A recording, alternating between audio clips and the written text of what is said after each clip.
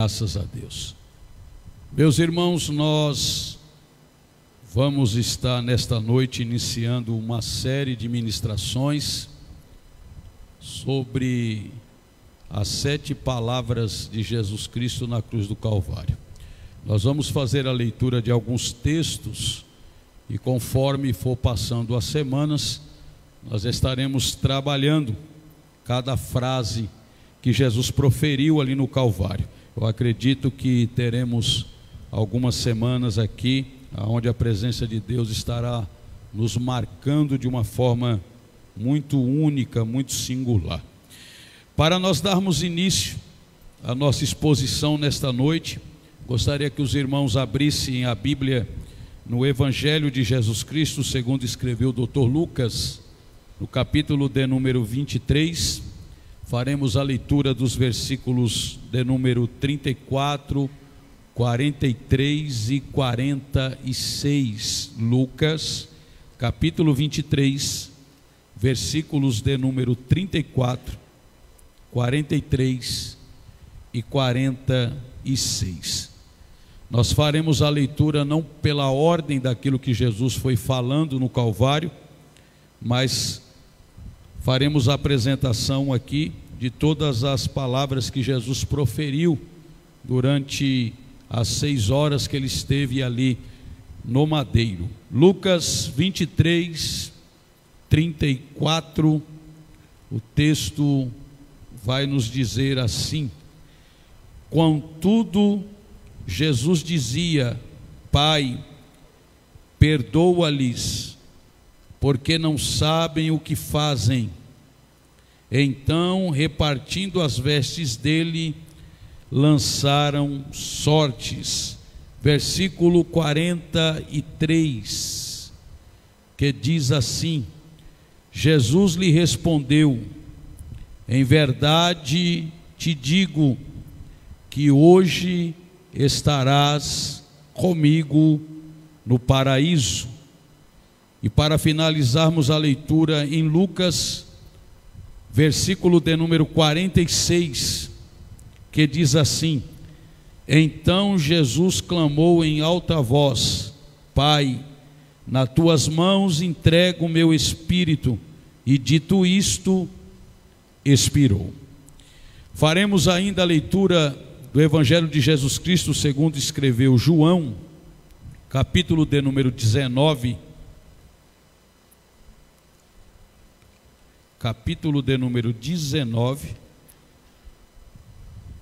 versículos 26, 27, 28 e 30. E hoje aqui, quem puder fazer o fundo musical para mim, pode fazer hoje aí, tá? Nós vamos ensinar, mas eu vou fazer uma exposição.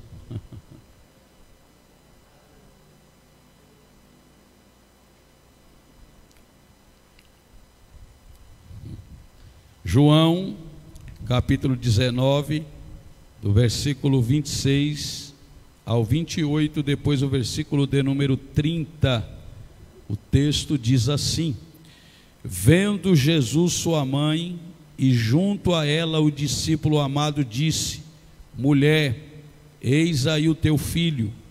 Depois disse ao discípulo: eis aí a tua mãe. Dessa hora em diante, o discípulo a tomou para casa. Depois, vendo Jesus que tudo já estava consumado, para se cumprir a escritura, disse: tenho sede. Versículo 30. Quando, pois, Jesus tomou vinagre, disse: está consumado. E, inclinando a cabeça, rendeu o espírito. E o último texto que nós vamos ler, Marcos capítulo 15, e o versículo é o de número 34. Marcos capítulo 15 e o versículo de número 34. Diz assim: a hora 9 clamou Jesus em alta voz: Eloi, Eloi, lama sabachthani, que quer dizer: Deus meu, por que me desamparaste?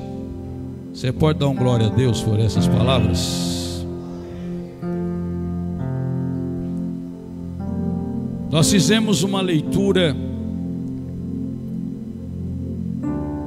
de um dos maiores, se não dizer o maior discurso de toda a história. Quando nós falamos de discurso, sempre é bom levarmos em consideração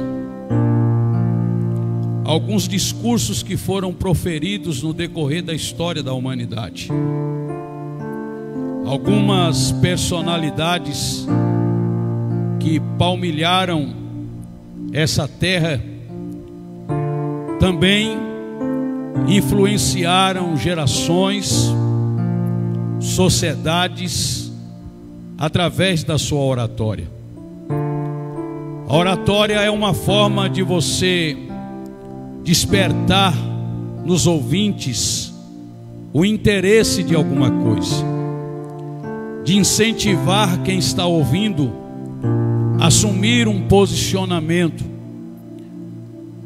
às vezes até mudar a sua ótica, mudar o seu pensamento, a maneira de lidar com as circunstâncias, com as situações.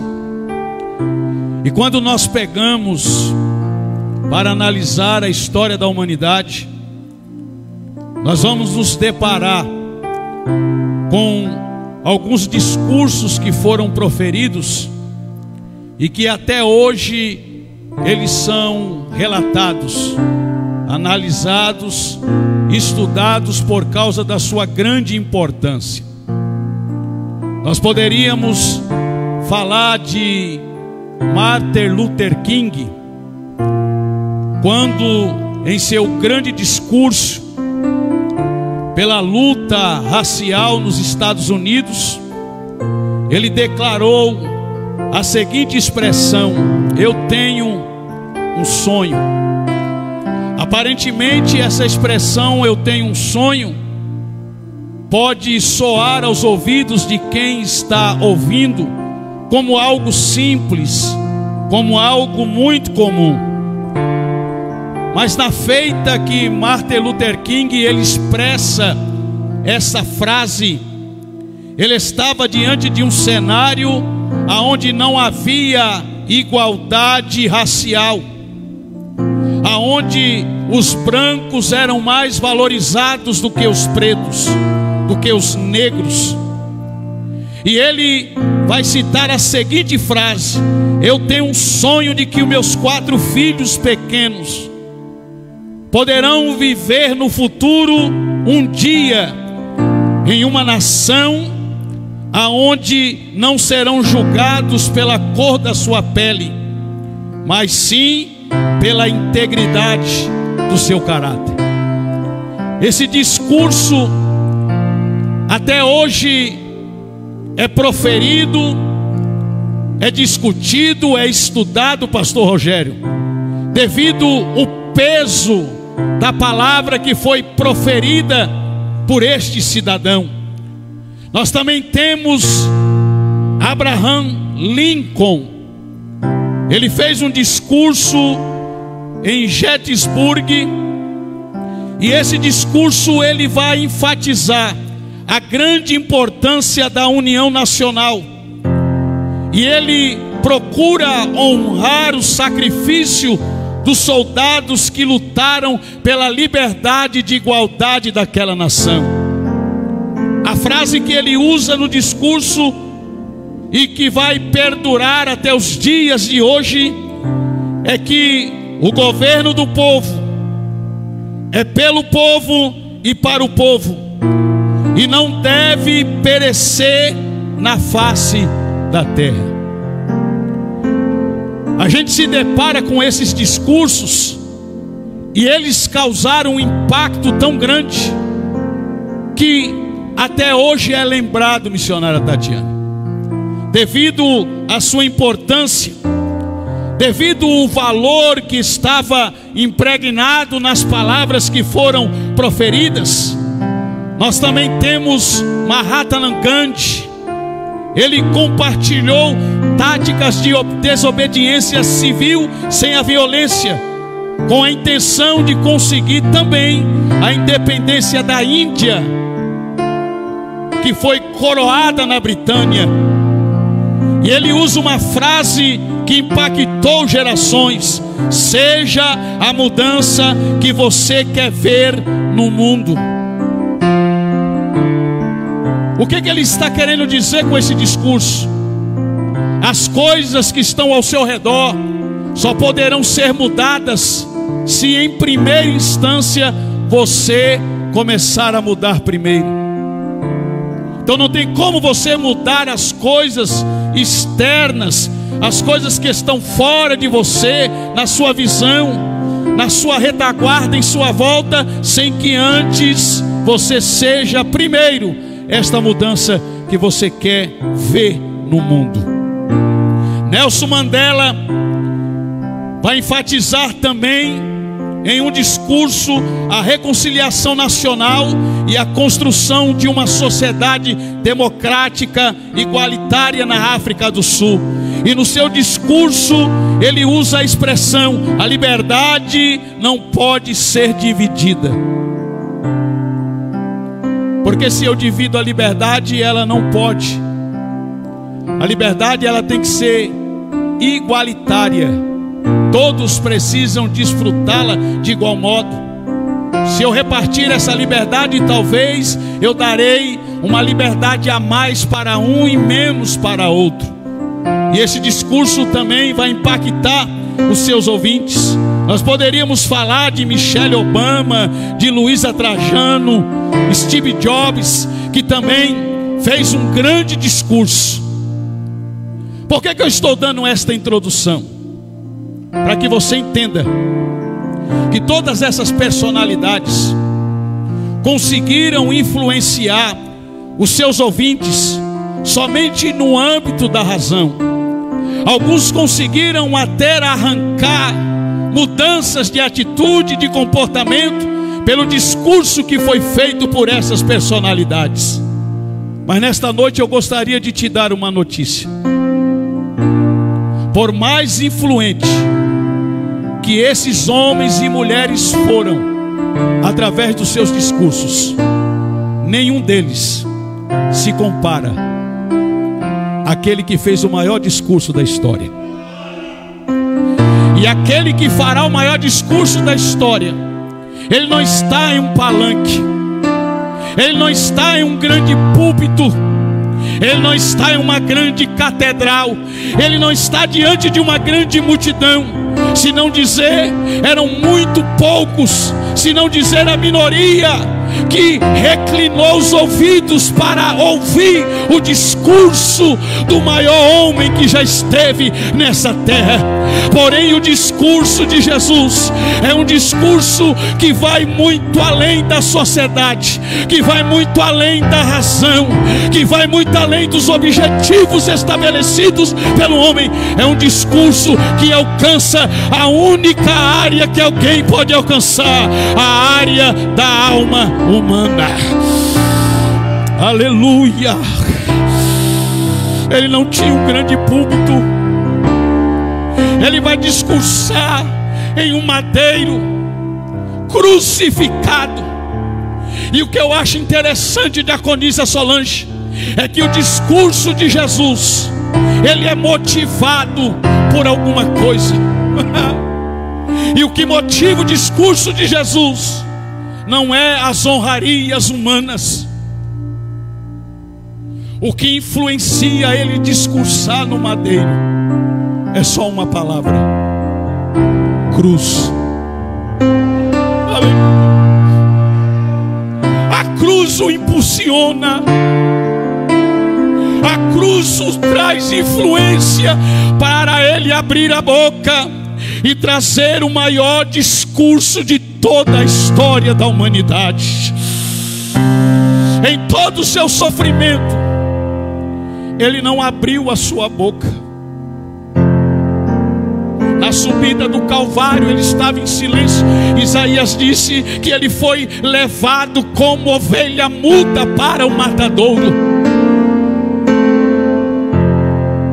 E talvez você vai me perguntar por que em nenhum desses momentos Jesus falou. Isso é extraordinário. Porque na cultura da época, alguém que era considerado rei, ele só iniciaria o seu discurso quando ele fosse coroado. Como eu queria que a igreja estivesse aqui hoje, irmãos. Ele só poderia começar o discurso. Um grande rei, quando ele vencia uma batalha, quando ele vencia uma guerra, ele era digno de ser coroado pelo reino perdedor. A partir do momento em que colocasse a coroa na cabeça, ele iria subir no púlpito da história para poder fazer o seu discurso. E esse discurso era para quem ouvisse e reconhecesse: aí está um rei que venceu uma grande batalha, e agora ele é Senhor de todos os que ele venceu. Jesus só pode discursar no Calvário, porque é lá que ele vai receber a coroa de espinhos. Ele está coroado no maior púlpito da história. Não era um púlpito de mármore, não era um púlpito de bronze, não era um púlpito de prata, e nem muito menos de ouro ou de pedras preciosas. Era um púlpito que ninguém gostaria de estar. Se perguntássemos para os grandes pregadores da atualidade: vocês estão dispostos a subir aquele púlpito? Eu tenho certeza que eles responderiam: aquele púlpito não pode me proporcionar honras humanas, aquele púlpito não pode me proporcionar riquezas, aquele púlpito não pode me proporcionar nada nesta vida. Mas Jesus olhou e disse: o púlpito rejeitado pela humanidade é o que eu vou assumir para fazer o meu discurso.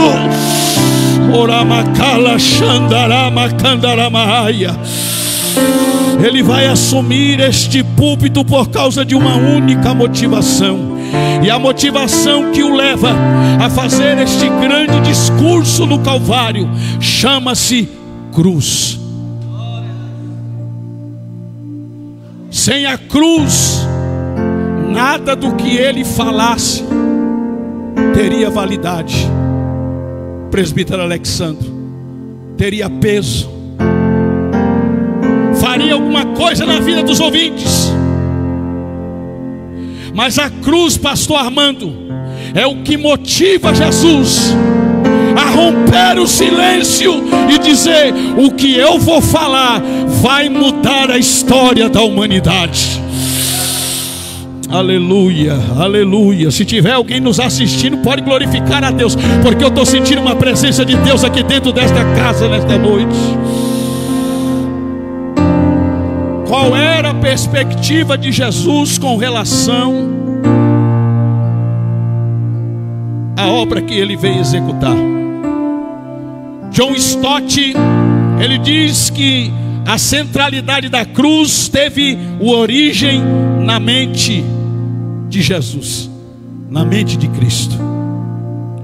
E quais são as evidências que provam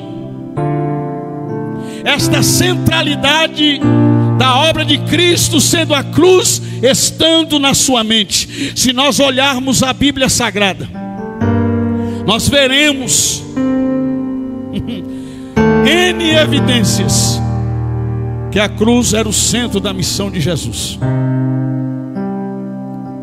Ele não precisou, pastor Rogério, ir para uma escola para saber disso.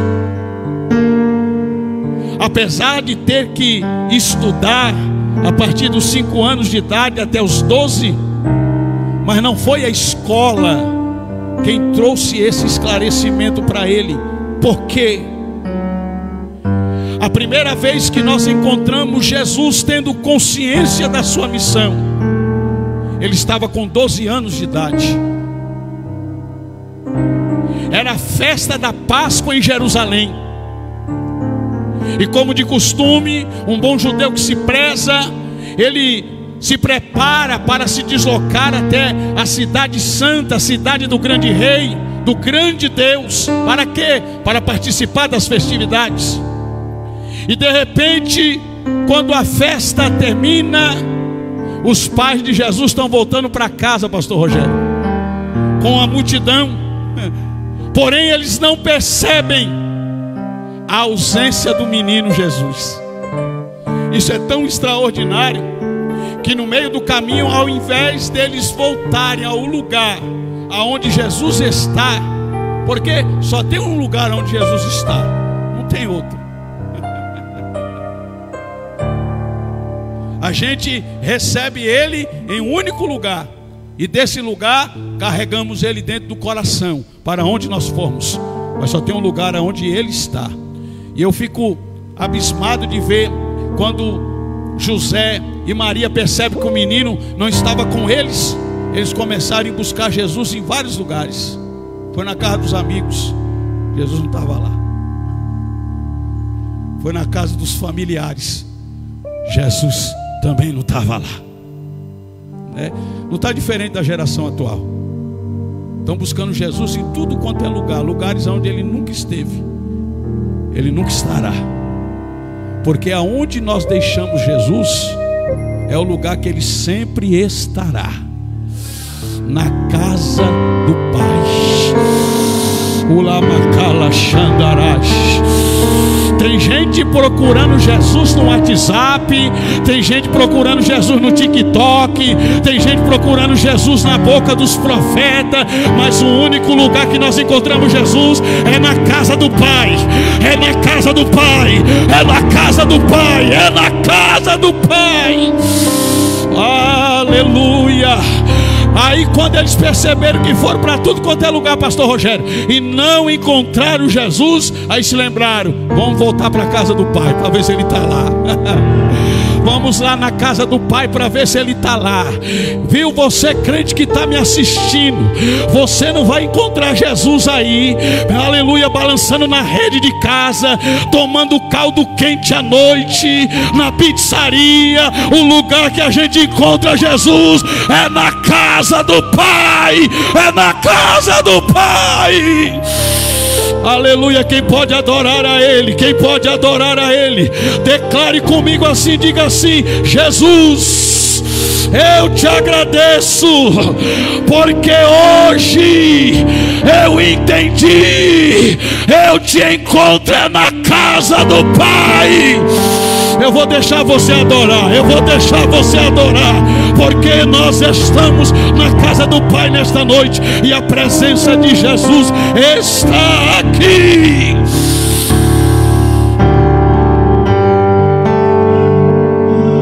Quando o pai e a mãe de Jesus chegou lá no templo, presbítero Alexandre, foram até repreender o menino. O que você está fazendo aí, menino? Olha a resposta de Jesus: estou cuidando das coisas do meu Pai. Como assim? Eu sei a missão que eu preciso realizar. Eu sei da missão que eu tenho que executar. E agora eu não posso trazer de forma clara a revelação para vocês, porque isso não vai trazer alegria. Em primeiro momento, se eu trouxer a revelação agora, vocês vão ficar tristes, vocês vão ficar desanimados, vocês vão ficar angustiados. Mas a única coisa que eu tenho para falar para vocês é isso: não me repreenda, porque eu estou cuidando dos negócios do meu Pai. Eu estou cuidando dos negócios do meu Pai. Eu tenho uma obra para executar, eu tenho uma missão para realizar.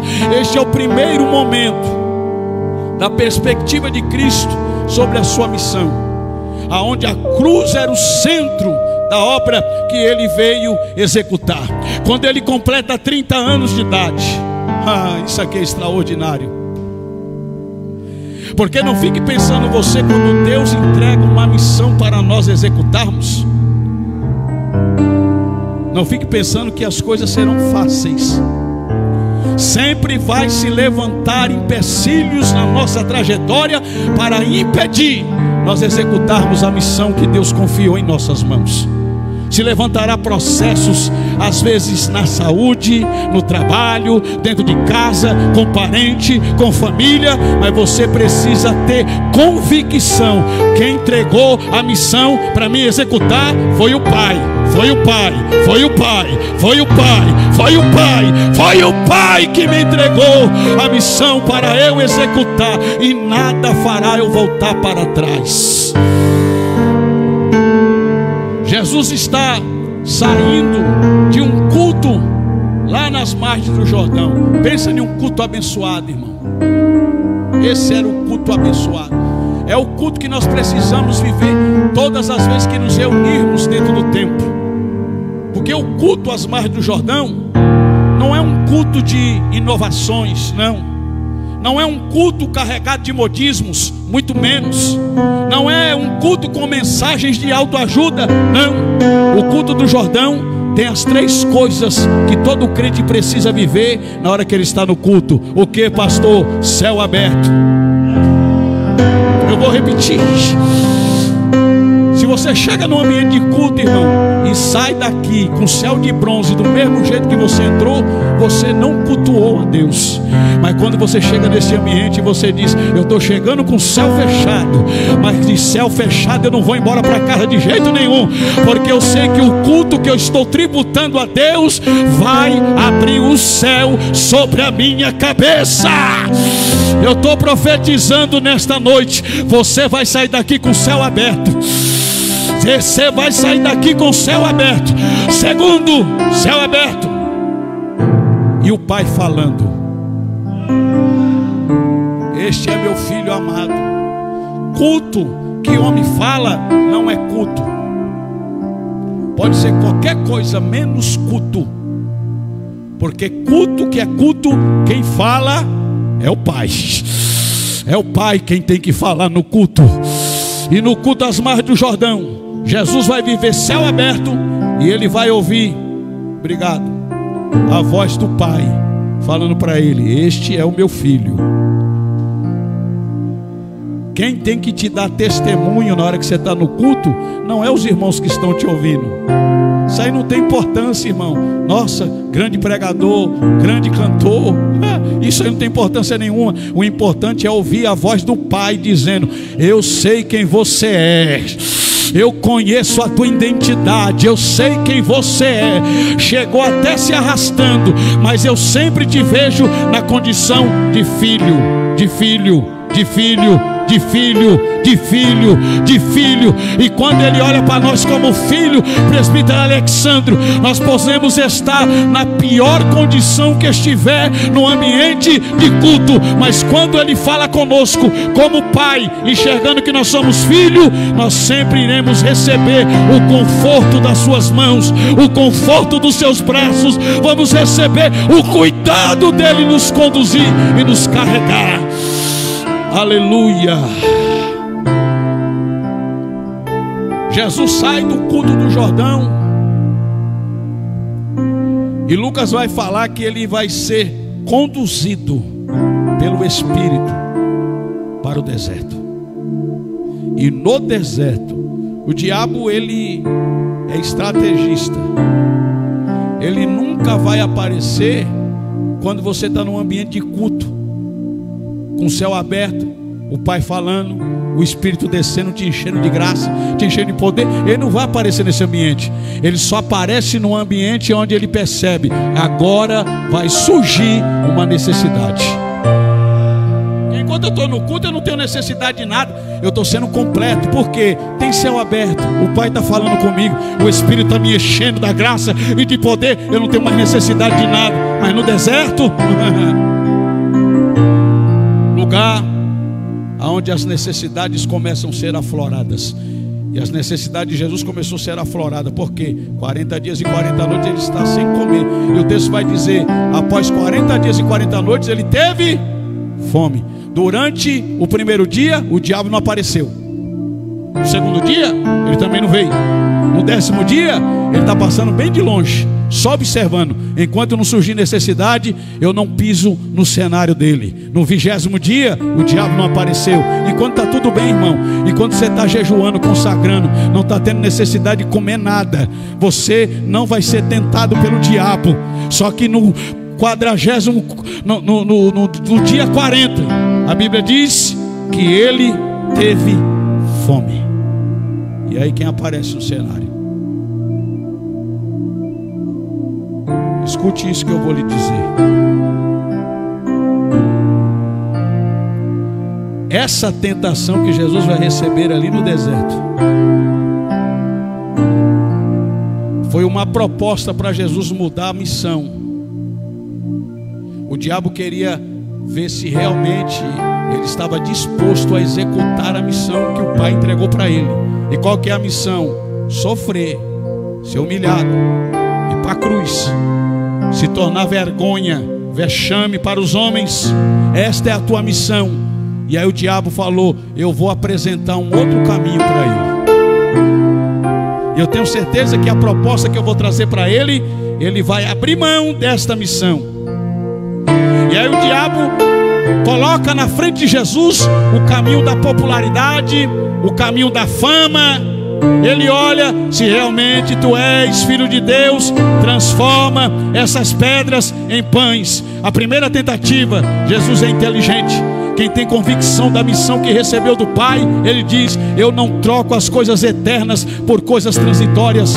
Eu não troco coisas eternas por coisas passageiras. Eu não troco, aleluia, a minha pedra pelo pão, porque o pão eu vou comer e vai acabar, mas a pedra vai permanecer. Então eu não abro mão daquilo que é eterno. Eu já tenho convicção do que o Pai tem reservado para mim. Eu não vou trocar o céu por uma hora de prazer. Eu não vou trocar o céu por causa de dinheiro. Eu não vou trocar o céu por clube social. Eu não vou trocar o céu por uma hora de prazer. Por quê? Porque aquilo que é eterno é melhor, é melhor, é melhor, é melhor. Transforma a pedra em pão. Jesus falou: eu não vou trocar. Eu já tenho aquilo que é eterno, a pedra. Você acha que eu sou doido para trocar o que é eterno por coisas transitórias, por coisas passageiras? E tem mais, diabo, eu não preciso de provar nada, porque a minha identidade não é proferida pelos teus lábios. A minha identidade já foi proferida lá no culto do Jordão. O Pai falou comigo que eu sou filho dele. Eu sou filho dele. Eu não tenho que te provar nada, diabo. E aí Jesus, ele não troca o caminho do sofrimento, da dor, da vergonha, da humilhação, pelo caminho da popularidade e da fama. Eu vou me manter na missão.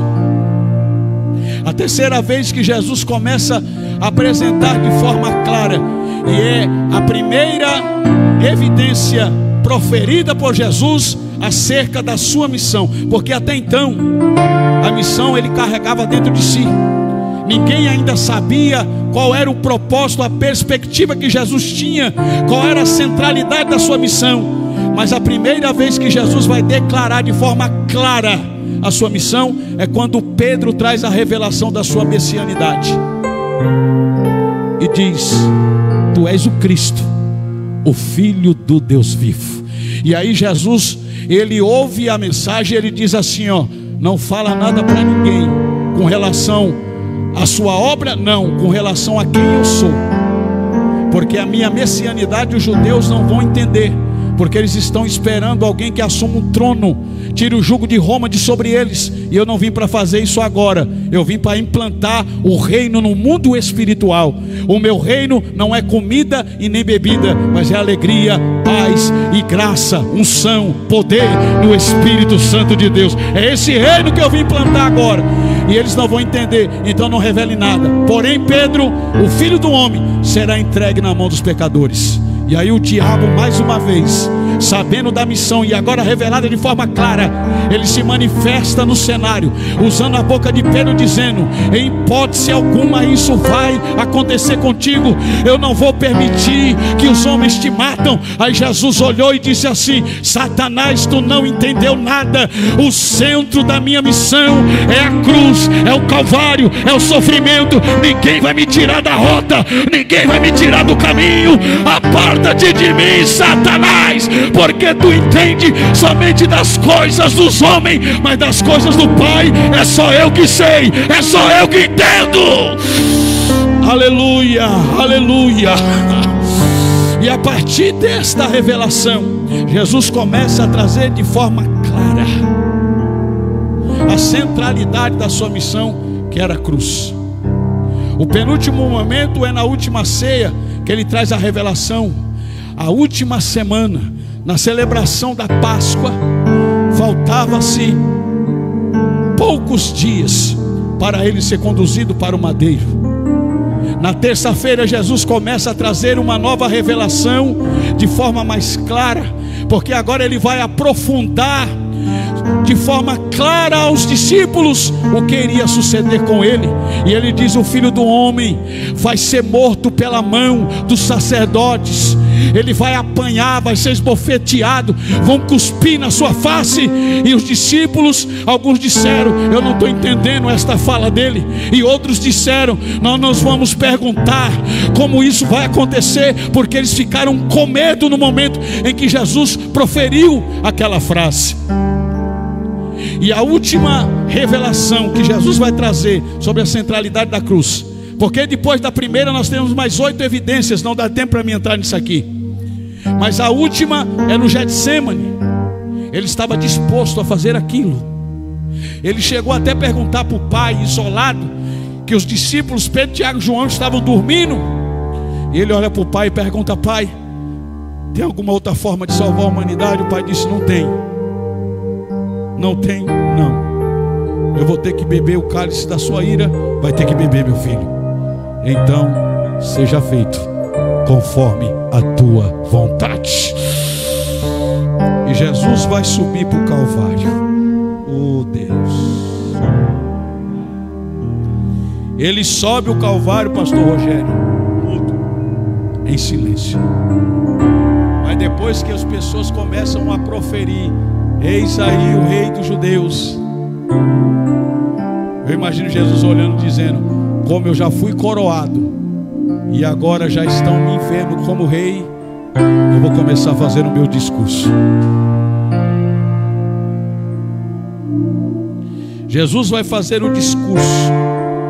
E hoje eu quero falar dessa primeira frase, a primeira palavra do discurso de Jesus. Essas frases, irmãos, essas palavras que Jesus proferiu na cruz, ele proferiu 7 frases. Cada frase que Jesus proferiu representa uma palavra, uma verdade, um benefício que é estendido a toda a humanidade.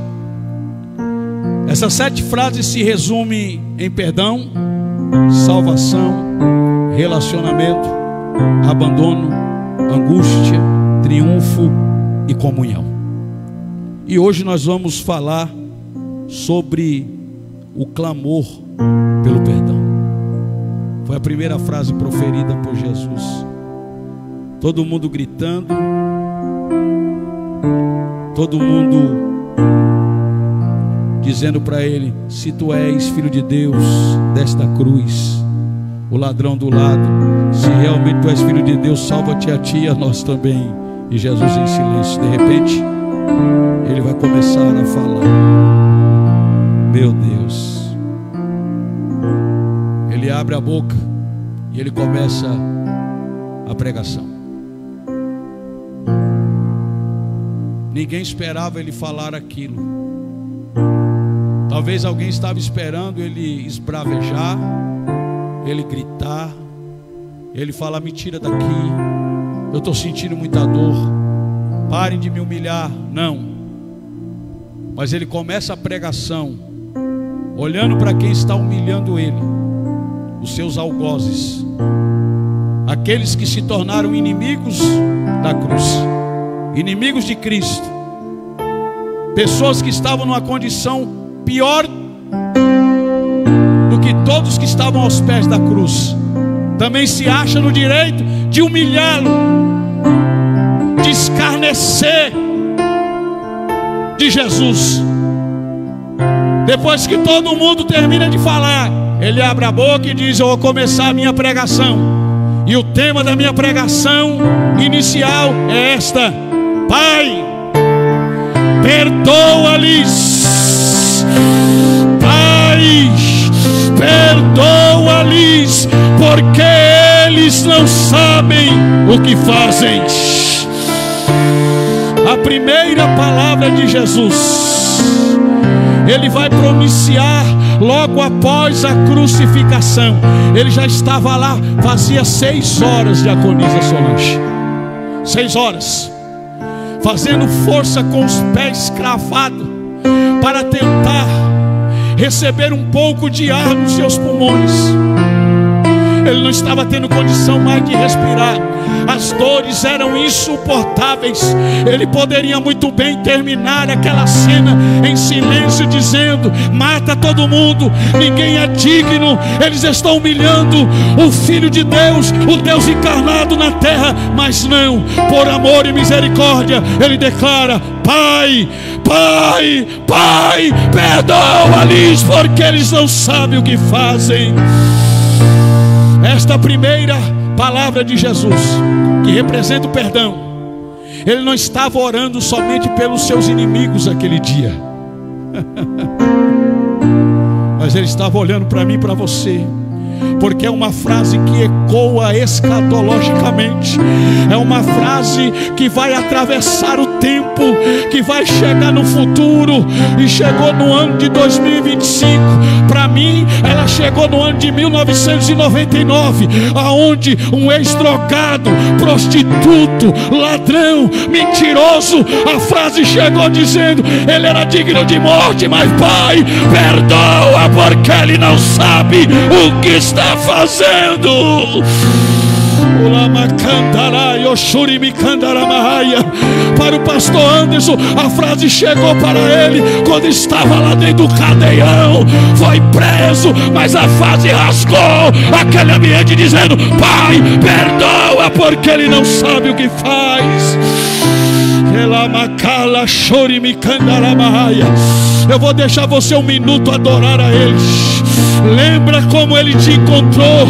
Lembra o dia que você estava caído, que você estava todo arrebentado, mas esta voz chegou ecoando no teu ambiente, e o Pai disse: eu só não te mato por causa dele. Ele está me pedindo perdão ao invés de julgamento para a tua vida. Aleluia, aleluia. Pai, perdoa-lhes, porque eles não sabem o que faz. Aleluia. A palavra perdão aqui, nós temos alguns sentidos da terminologia, tanto no hebraico como no grego.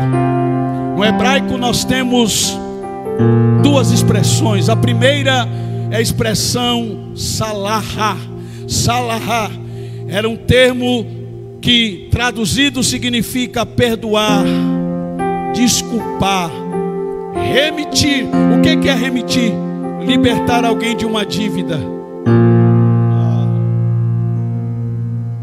Diga assim: Deus, mais forte, Deus, eu tinha uma dívida impagável. Diga: os meus esforços, a minha justiça não seria capaz de pagar a dívida. Eu seria um eterno condenado. Mas a palavra de perdão rasgou o meu tempo e chegou dentro de mim. E hoje o Senhor declarou: a tua dívida eu estou anulando agora. Eu estou te dando a liberdade que você não poderia ter. Eu estou te dando o perdão que você não poderia ter. Eu estou anulando a condenação, pois foi declarado, provado que você era digno de recebê-la. Mas por causa desta palavra, aleluia, o juiz que ia bater o martelo para nos condenar, ele para o martelo, aleluia, antes de bater o decreto, e ele diz: por causa desta palavra, abre a cela deles, abre a cela dele, porque eu estou dando a liberdade novamente. Nós temos a palavra nasa ou nachá. Essa palavra no hebraico significa levantar ou carregar. Olha que coisa. Sabe o que Jesus estava fazendo? Eu sei que você não tem condições de carregar. O peso da dívida é muito grande. Mas vamos fazer o seguinte: me dê a sua dívida, que é o pecado, e eu troco pela minha justiça.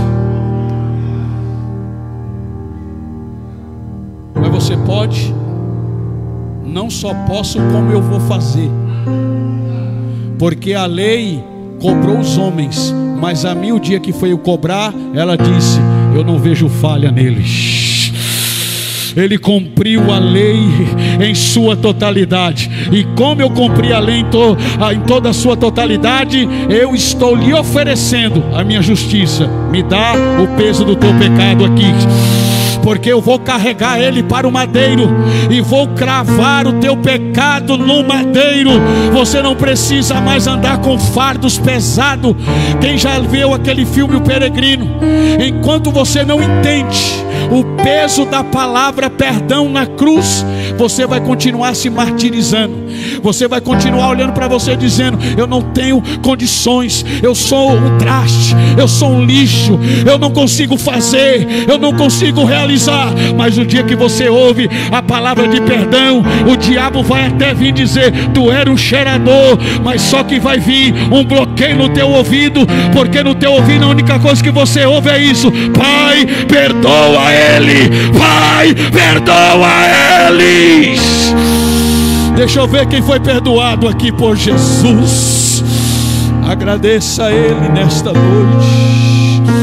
Nós temos também os termos gregos. Apiem, que significa perdoar, enviar embora, libertar. Era como se Jesus com esta frase estivesse pegando na nossa mão e dizendo: sai, a cela não é mais o teu lugar, a prisão não é mais o teu lugar. Me dá a tua mão que eu vou te arrancar para fora deste ambiente, porque agora eu te dou a liberdade. E conhecereis a verdade, e a verdade vos libertará. Agora você pode declarar: o diabo me prendeu lá atrás, mas depois que Jesus pediu o perdão do Pai, eu sou livre, eu sou livre, eu sou livre. Nós temos mais uma palavra no grego, que vem do termo charis. O significado dela não é perdão, mas há uma relação com o perdão, porque charis significa graça e favor. Pai, eles não merecem, mas perdoa. Pai, eles não merecem, mas perdoa. Pai, eles não merecem, mas estenda a tua misericórdia até eles. E o Pai ouviu o Filho clamando, pedindo perdão por nós, e ele olhou e disse: tá bom, por causa da tua oração, eu estendo a minha misericórdia para eles. E aí Jeremias vai dizer: as tuas misericórdias são a causa de não sermos consumidos. Sabe o que é misericórdia? Misericórdia vem da expressão grega que tem um sentido de colocar dentro do coração. Você não entendeu? Quando Jesus orou, o Pai fez assim: não merece, mas eu vou colocar escondido dentro do meu coração. Porque no coração do Pai a ira dele não vai se acender para te matar, mas o que vai evidenciar no Pai é a misericórdia, ele dizendo: você não merecia, mas eu te coloco escondido dentro do meu coração, mas nada vai te atingir, mas nada vai te atacar. Quando a gente analisa esta frase, me dê mais 10 minutinhos que eu vou terminar. Jesus começa dizendo assim: e disse Jesus, Pai, Pai. Mas não é um pai comum, porque a expressão que aparece aqui no original é a palavra aramaica Abba. Abba. Um grande exegeta do século 20, ele fez um estudo das orações proferidas pelos judeus, e nenhuma das orações que os judeus fizeram havia esta palavra presente, Abba. Por quê? Porque o judeu não se achava tão poderoso a ponto de ter um nível de relacionamento tão próximo com o pai para chamá-lo de meu papaizinho, meu papai, meu papai. Ai, meu pai querido, olha o nível de intimidade. Somente Jesus que alcançou esse nível, pastor Rogério. Ninguém tinha tanta intimidade para entrar na sala do trono e dizer: não mata ele, não joga ele no inferno, não pague ele com o salário que é a morte. Mas Jesus, que tem um estreito relacionamento com o Pai, ele chegou e disse: papai querido, papaizinho querido, o Senhor sabe do nível do relacionamento que eu tenho contigo, e por causa deste nível de relacionamento que eu tenho com o Senhor, perdoa eles, perdoa eles, eles não sabem o que estão fazendo, perdoa eles. Era um nível de relacionamento. Esta frase revela que Jesus era o único que poderia nos perdoar. Por quê? Porque ele tem um nível de relacionamento com o Pai, a ponto do Pai estar disposto a ouvi-lo. Você, eu ouço, isso que você está falando eu ouço, porque você tem relacionamento comigo, relacionamento próximo. E o filho que tem relacionamento próximo com o Pai, tudo que ele pede, o Pai reclina os ouvidos para ouvir e dizer: eu vou fazer o que você está pedindo, eu vou fazer o que você está pedindo, eu vou fazer o que você está pedindo. Eu fico admirado, porque aqui Jesus pede perdão na cruz. Ele pede perdão ao Pai na cruz. Alguém que nunca cometeu uma falha está pedindo perdão. Alguém que nunca falhou está pedindo perdão. Eu fico admirado, porque quem não peca pede perdão para aqueles que nunca haviam pedido perdão. Perdoa eles, Pai. Quem nunca pecou, ele não tinha necessidade de pedir perdão para o Pai a favor de ninguém, mas ele pede perdão para quem nunca havia pedido perdão. É por isso que ele é o único mediador. Ele é o único mediador. Na cruz Jesus vai tomar a iniciativa de pedir o perdão. Por que é ele quem toma a iniciativa? Porque Deus não vende o perdão. Deus não está ali para trocar alguma coisa que você tem pelo perdão. Jesus é quem toma a iniciativa de pedir o perdão. Por quê? Porque o perdão é graça. Vou repetir: o perdão é graça. O perdão é graça. O perdão é favor que nós não merecíamos. Por isso que Jesus tomou a iniciativa. Eu quem vou tomar a iniciativa, para você não achar que você foi alcançado porque você é bonitinho, porque você é lindinho, porque você tem condições, porque você carrega certificado, que tem anel no dedo. Não, é eu quem estou tomando a iniciativa para dizer: o meu perdão te alcançou por graça, por favor, por misericórdia. Você não merecia, mas eu tomei a iniciativa de te perdoar. Na cruz Jesus toma a iniciativa para nos perdoar. Esta frase também nos ensina que Jesus precisava dar o exemplo daquilo que ele ensinou. Imagine se Jesus ficar revoltado, usa da autoridade da sua natureza divina e diz: vai morrer todo mundo agora. Me traiu, vai morrer. Me humilhou, vai morrer. Bateu na minha face, vai morrer. Cuspiu no meu rosto, vai morrer. Mas não, Jesus está dizendo aquilo para quê? Para nos trazer um ensino. Assim como eu ensinei, eu vou mostrar como que é que faz. Porque um dia os discípulos falaram: Senhor, nos ensina a orar. Aí Jesus trouxe o ensino da oração. Para orar vocês vão orar assim: Pai Nosso. Por que eu não posso orar Pai Meu?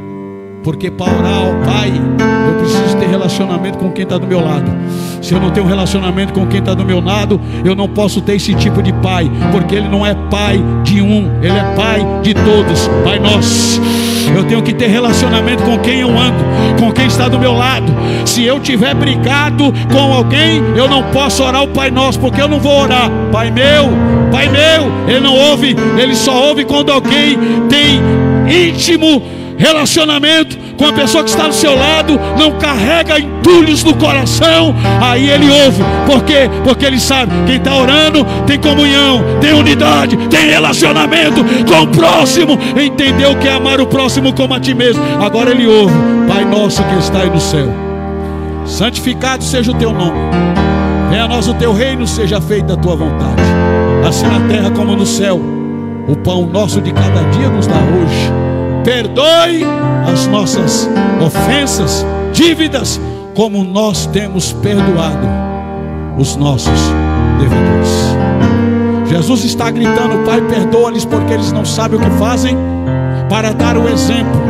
Eu não só ensinei no campo do conhecimento, mas agora eu ensino no campo da sabedoria. O que eu ensinei, eu pratico. E para mostrar para vocês como que é que faz isso, vocês estão vendo, eu fui humilhado, fui xingado, fui cuspido, me bateram, me fizeram tudo comigo, mas nada disso mexeu com os meus sentimentos. Eu ainda amo eles e ainda tenho condições de pedir: Pai, perdoa-lhes, perdoa-lhes, perdoa-lhes, porque eles não sabem o que fazem. Porque Jesus está pedindo perdão e ele entende: quem está fazendo aquilo faz por ignorância. Quem está o crucificando faz porque não tem entendimento. Pai, perdoa eles. Jesus está dizendo: não impute a eles esse pecado, não cobre deles essa atitude. E o Pai pergunta: por quê? Porque eles são ignorantes, eles não têm entendimento, eles estão fazendo sem saber o que eles estão executando aqui na cruz. Então tenha misericórdia, Senhor, do tempo de ignorância deste povo que está me crucificando. Pai, perdoa-lhes porque eles não sabem o que fazem. Estão fazendo por ignorância. E para finalizar, porque Jesus falou esta frase, diga assim: quem ouve Jesus perdoar, aprende a ter condições de perdoar também. Imagine quem está vendo aquela cena, irmão, na hora que ouve, ele diz: puxa vida, se ele passando por tudo isso está me perdoando, por que eu não vou perdoar quem me ofendeu também? E aqui nós temos consequências se eu não perdoar. Primeira consequência: perca da comunhão com Deus. Quem não consegue perdoar perde a comunhão com Deus. Quem não perdoa alimenta o coração com amargura e ressentimentos. Quem não perdoa se torna escravo dos seus sentimentos, da sua ira, dos seus ressentimentos. Ao invés dele viver a liberdade que há no perdão oferecido por Jesus, ele se torna escravo dos seus sentimentos. E quem não perdoa também tem dificuldade de receber perdão, Porque quem pede perdão para quem não consegue perdoar, ele também não aceita o perdão de alguém que está lhe oferecendo. São consequências de quem não consegue viver o perdão. E eu muito me admiro de ver um crente que ouviu Jesus dizer isso e ele falar: eu tenho dificuldade de perdoar. E a última consequência é a pior de todas elas: ele perde a paz interior. Vive uma vida atribulada, sem paz interna.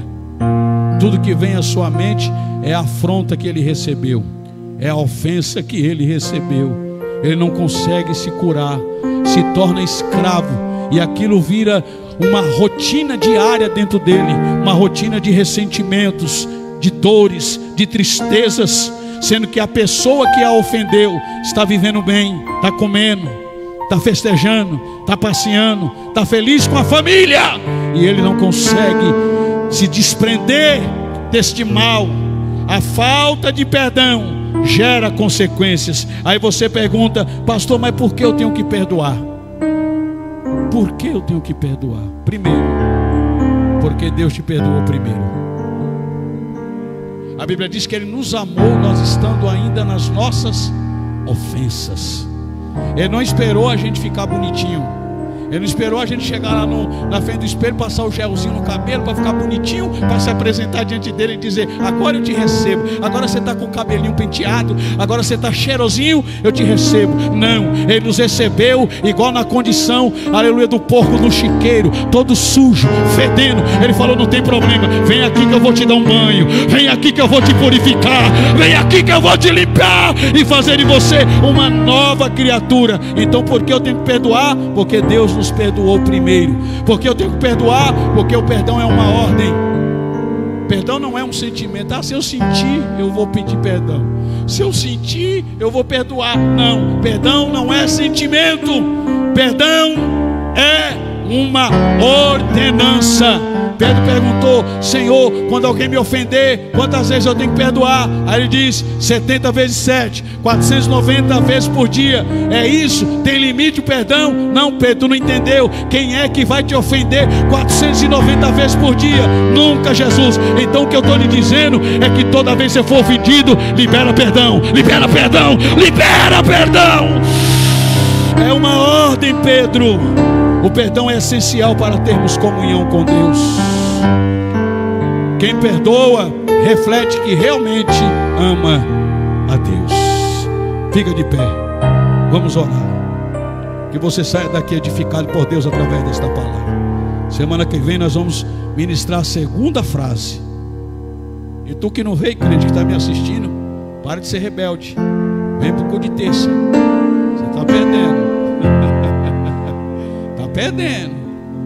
Vai ter gente que vai ser curada aqui, irmãos. Curada na alma. Essas frases que Jesus proferiu são frases extraordinárias que mexem com a nossa alma, com o nosso interior. Nós vamos orar, agradecer a Deus.